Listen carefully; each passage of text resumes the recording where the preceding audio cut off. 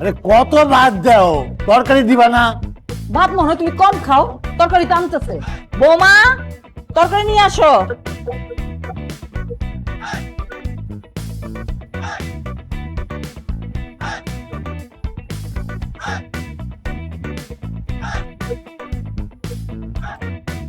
বৌমা, আজকেও কি আলু ভর্তার ডাল রান্না করছো?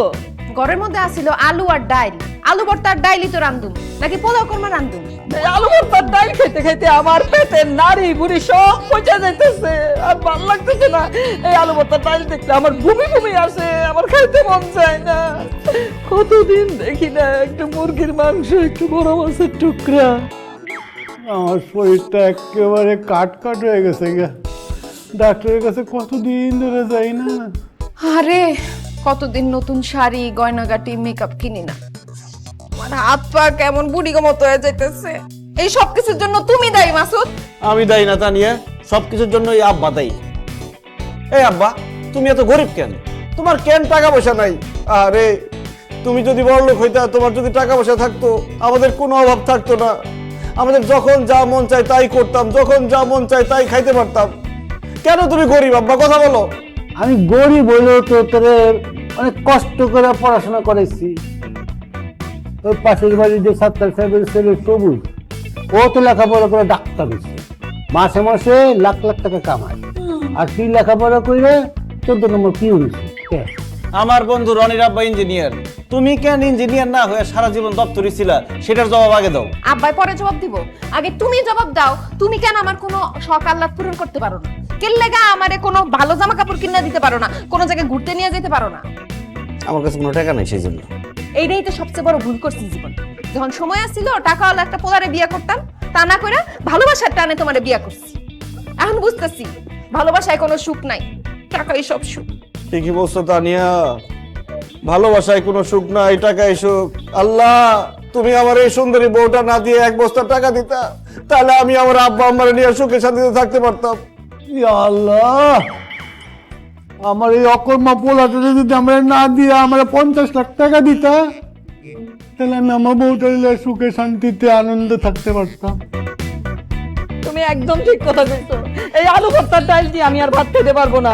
মাসুদ, যা বাজারে যা, বাজারে যাইয়া মাছ আর মুরগি নিয়ে আয়।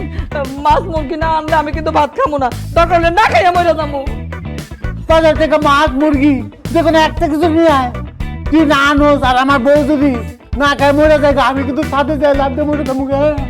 আল্লাহ, আমার আব্বা আম্মা টাকার অভাবে যদি মরে যায়, তাহলে তো আমি এতিম হয়ে যাবো। তানিয়া, এখন আমি কি করবো? আমার কাছে কোনো টাকা নাই। তুমি কি করবা সেটা আমি জানি না। তাই আজকে রাইতের মধ্যে তুমি যদি আমার এই সাবান শ্যাম্পু সুনো পাউডার না আনতে পারো, তাই কিন্তু আমি বাপের বাড়ি চলে যাবো। হায় রে টাকা রে। আল্লাহ, তুমি আমার অনেক টাকা দাও, যাতে আমি আমার মা বাপ বউরে সুখে রাখতে পারি। এত টাকা দাও যাতে তারা গর্ব করে বলতে পারে আমরা সুখী। আল্লাহ, বাবা, ব্যাগ ভর্তি টাকা। ও মাসুদ, এগুলো কি আসল টাকা না নকল টাকা রে? মা, একদম অরিজিনাল টাকা। এই টাকার ব্যাগ আমি পাইছি, সব টাকা আমার। এই টাকা আমার। আরে আমি- তোমার কিন্তু আমি প্রথম দেখাইছি যে ওদিকে যাবি, কি দেখা যায়? আরে আমি চাইছি না। এই মাসুদ, তোর আমি কইছি, আমি তোর দেখাই দিছি না? দেখ, আমি কইছি হ্যাঁ রে, বয় ব্যাগটা লইতে, এই টাকা আমার। এই টাকা আমার। আমি আগে আমার টাকা আমি আগে চাইছি না। মানুষ যদি শুনে এই ব্যাগ ভর্তি টাকা পাইছি, সব টাকা লয়ে যাবো। চুপ থাকো। আবার শোনো, যেহেতু আমরা 4 জন টাকা পাইছি, টাকার মালিক আমরা 4 জন, আমরা 4 জন সমান ভাগে টাকা নিয়ে নেব, ঠিক আছে? ঠিক আছে। আব্বা, এখানে তো অনেক টাকা, এত টাকা সাথে রাখা যাবে না। চলো ব্যাংকে গিয়ে জমা দিয়ে আসি। তুই টাকা ব্যাংকে নেওয়া যাবে না। ব্যাংকালা আমার করে অনেক কিছু শিখে, এই টাকা একটা টাকা কই পাইলেন? তখন পুলিশের ঝামেলা, অনেক কেস খাবারে খেতে হইব।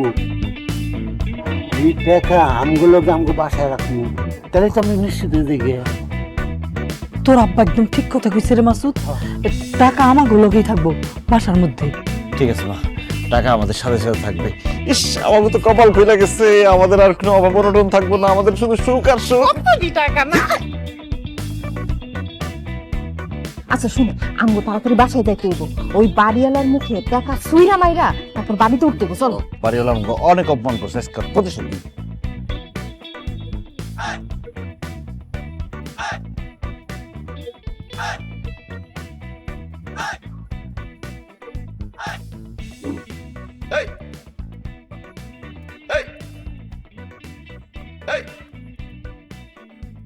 আপনি বলে কত বড় ব্যাকডম দেখছেন, আমার সামনে পাউডায় বই রয়েছে, আবার ইউজ যাই হ্যাঁ তোমার কোলে আর পাউটা রেখে কি পাওনা চাইতেছে?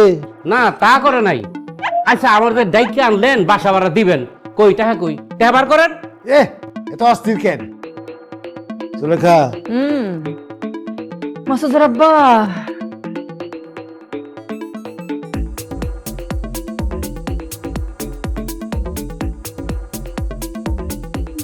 আপনার বাসা ভাড়ার জন্য কত করে? হে যেমন জানে না, 15,000 টাকা মাসে ভাড়া। 4 মাসের না, 60,000 টাকা। এই লোন 50,000, আর এই যে আরো 50,000 পামু 60,000, 1 লাখ কে দিলাম। 40,000 টাকা অ্যাডভান্স দিলাম। ওরে বাবা রে বাবা, ভাড়া দিবার পারে না ঠিক মতন, আবার অ্যাডভান্স 40,000। ওই আজগর ভাই, হঠাৎ করে এত টাকা কই পেলেন? হ্যাঁ, চুরি ডাকাতি করেন নাই তো? এই না কি একদম মুখ সামলায় কথা কও। আমার কি চোর ডাকাত মনে হয়? আমার বাপের মানে ওর দাদার একটা জমিদারি আছিল, 5-7টা বিল্ডিং আছে গ্রামে, একটা মাত্র বেচছি, এই টাকা নিয়েছি, এই টাকা নিয়ে আচ্ছা বেরো। হ্যাঁ, টাকা তো আমি পাইছি, আমার পাওনা আমি বুঝে পাইছি, হিসাব ক্লিয়ার। আমি এখন আসি। বসো, আবার কি? হিসাব এখনো ক্লিয়ার হয় নাই। হ্যাঁ আপনি 4 মাসের ভাড়া পান, সেই টাকা হাতে পাইছেন তাই তো? হ্যাঁ, কিন্তু যে কয়দিন এই 4 মাসের ভাড়া পান নাই, সেই কয়দিন যে আপনি আমাদেরকে গালাগালি করছেন, আমাদেরকে অপমান করছেন, তারপর শেষমেশ ঘাড় ধাক্কা দিয়ে ঘর থেকে বাইর করে দিচ্ছেন। এখন আমরা আপনার টাকা পয়সা দিয়ে দিচ্ছি, আবার অ্যাডভান্স টাকাও দিচ্ছি। এই জন্য আপনার গালাগালি করব, আপনার অপমান করব, শেষমেশ ঘাড় ধাক্কা দিয়ে বাসা থেকে বাইর করে দিব। কি এসব তুমি কি করতেছ? মা, শুরু করো। তুই একটা অসভ্য, কি তো ছোট লোক, তুই একটা জালিম, তুই একটা জাহিল, তুই একটা নাটকা, তুই একটা বাটলু, তুই একটা গুটলু।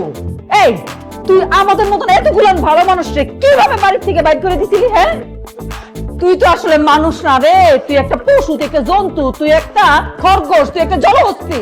মনটা চাইতেছে তোরে মাছের মতন কাইটা, তারপরে ফালি ফালি কইরা বাঁশের আগায় দিয়া শুটকি কইরা রোদে শুকাইয়া, তারপরে পেঁয়াজ রসুন মরিচ দিয়া কষাইয়া কষাইয়া খাইতে। হ্যাঁ, এই খবরদার, মুখ সামলাই কথা কন। এই তুই খবরদার, হারামি অসভ্য ভণ্ড লম্পট কোথাকার। এই তুই তো মানুষের কোনো জাতের মধ্যে পড়স না, তুই তো মানুষ না, তুই লোহা দিয়ে বানানো, কারণ তোর ভিতরে মায়া দয়া কোনো কিছু নাই। তুই যদি আজকে আমার বাপের বয়সী না হইতি, তাইলে তোর টেংরি বাইঙ্গা তোর হাতে ভিক্ষার থালা ধরায় দিতাম। আজগর ভাই, হ্যাঁ গো থামান, আপনি আমার কিন্তু অপমান করতেছে। এই ফকির নিপুর, অপমানের দেশ কি? তুই আমার কাছে ফকির নিপুর?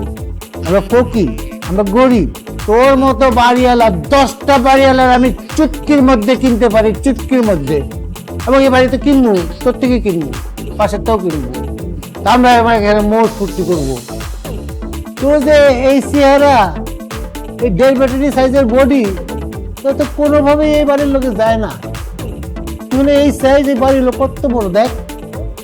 তোর সাথে বস্তির একটা কিরকম জানি একটা ভাব আছে। তুই বস্তিতে যা বস্তিতে যা। ঠিক বলছো আব্বা, আর দেখলে বস্তি বস্তি লাগে। কত বড় সাহস আমাদেরকে ঘাড় ধাক্কা দিয়ে বাসা থেকে বাইর করে দেয়। দাঁড়া, তোর আমি ধাক্কা দিবি। আচ্ছা, তোমাদেরকে গালি দেওয়া হয়েছে না, কারো দিবা? না, আজকের মতো শেষ। ওঠ, ওঠ, দাঁড়া, দাঁড়া, দাঁড়া। আমি তোমার বাবার মতন। হ্যাঁ। কি কি এই,